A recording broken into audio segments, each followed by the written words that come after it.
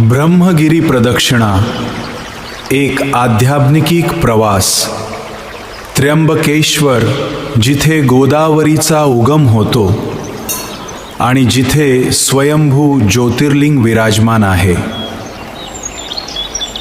निर्जला एकादशीच्या पवित्र मुहूर्तावर ब्रह्मगिरी पर्वताला प्रदक्षिणा करणे हे केवळ चालणे नसून एक आंतरिक शुद्धीकरणाचा प्रवास आहे।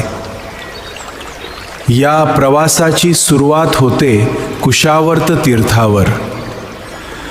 सर्वप्रथम भाविक या पवित्र कुंडाच्या थंडगार पाण्यात स्नान करतात। कुशावर्त तीर्थाच्या या पाण्यात स्नान केल्यावर मनातील सर्व विकार धुतले जातात।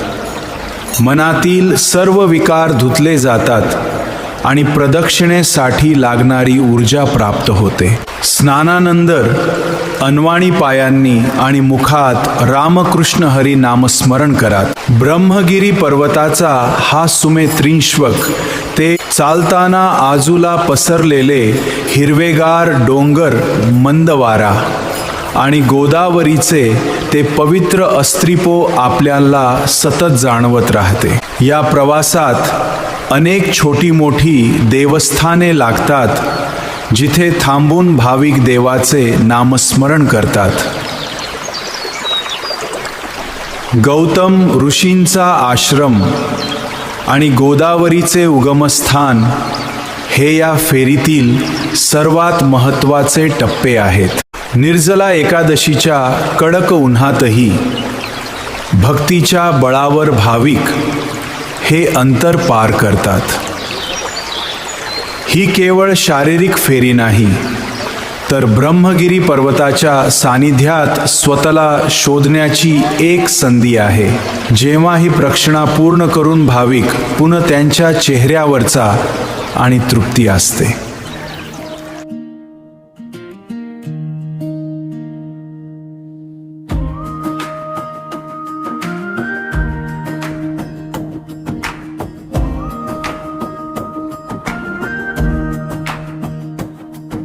सुबह की पहली हवा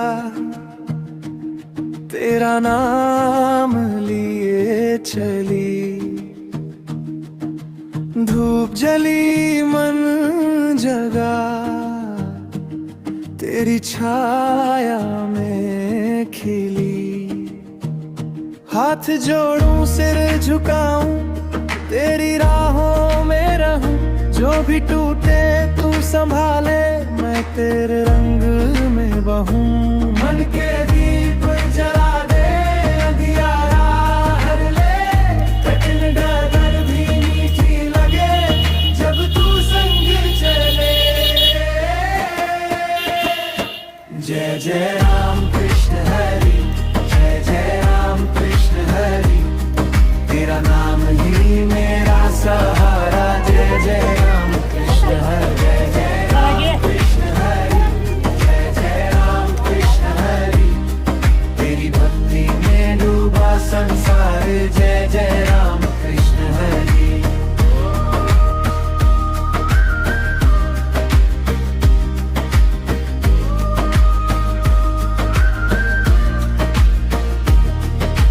गली गली जो शोर भरे उसमें भी तू सुनाई दे, सुनी थाली खाली झोली तेरी कृपा से भर जाए।